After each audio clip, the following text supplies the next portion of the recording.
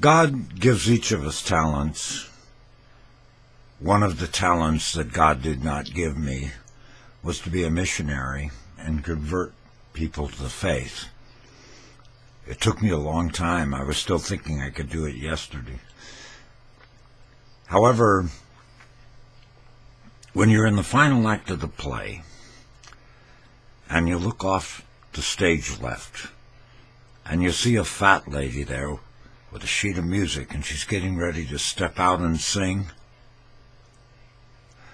it's time to kind of pull in the horses and get your act together.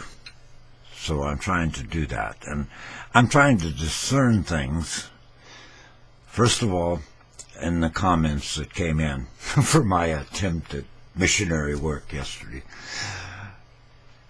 First, my cousin Larry. We were very close when we were both young.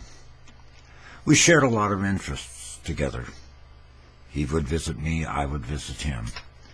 The last time I saw my cousin was at the Antelope Valley Fair in Lancaster, California. I was trying to be a disc jockey, which was not my call. And I was trying to spin records and act so cool. And Larry drove up there. I'm sure he listened to it on the radio, and he thought, oh, my God, what's going to happen to Jer? How's he doing this? He's not capable of doing it. But anyway, it was the last time we really spoke. I went off into broadcasting and found my niche in talk radio, not playing the big Talk 40. And Larry went off into the banking world, I understand. And we never talked to each other.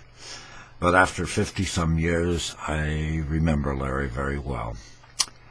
And I am frustrated that he and I do not share the same views politically.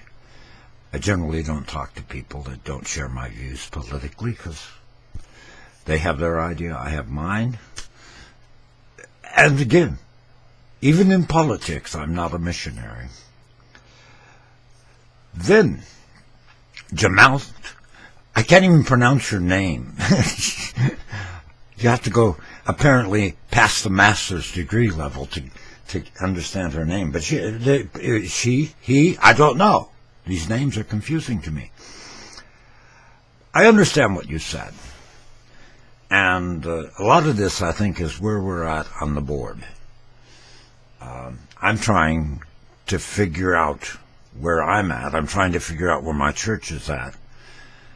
I still believe because of what's said in the Bible. Let me touch on that briefly.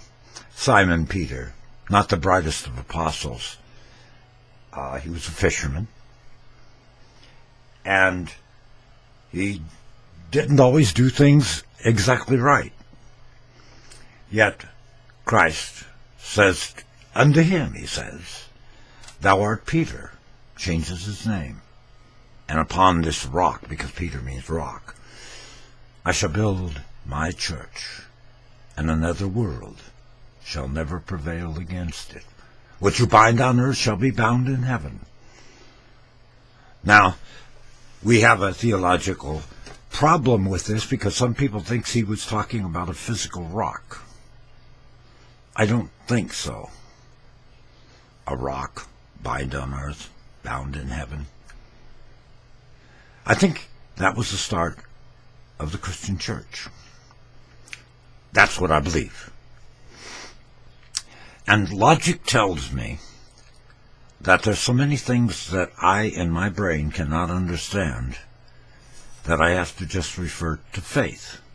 And then I have to ask myself, which is the safest thing? I look at the commandments. I look at the words of Christ, and Christ always taught love. We have no example of Christ taking a sword and killing everybody, though he certainly could, especially at the crucifixion. Legions of angels could have came down and wiped those Romans right off the planet. However, he didn't do that. Christ also told us to love one another. And then I have to think a little further. If there is this other evil power, which I believe there is, where would you find him? But within that church, that's where he would be. The line when St. Peter was given the authority that stands in my mind, the netherworld shall never prevail against it.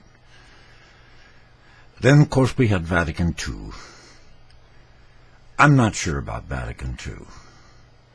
I could go into things that confuse me a lot about Vatican II, but the bottom line is it gave us 2 popes at one time. And theologically, I don't understand this.